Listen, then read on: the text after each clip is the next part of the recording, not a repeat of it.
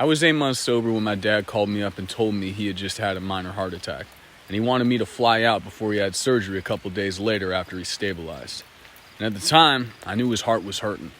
but I knew that his heart hurt even more to see me in active addiction when I lived out there in San Francisco with him. And I was living in D.C. at the time, and it had been 8 months since I was out there in the Tenderloin strung out on black tar and crack,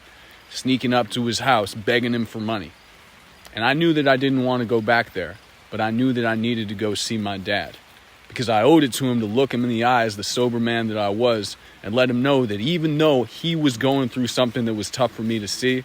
that I knew that he was there when I literally had a seizure and he had to take me to the hospital because I couldn't afford to go in an ambulance. And I was having a dystonic seizure on that bed in the hospital when they were loading me up with Ativan just to keep me from snapping my neck from that dystonic seizure, and he was there. So even though I had broken his heart in active addiction, I was there when he had his heart attack in recovery.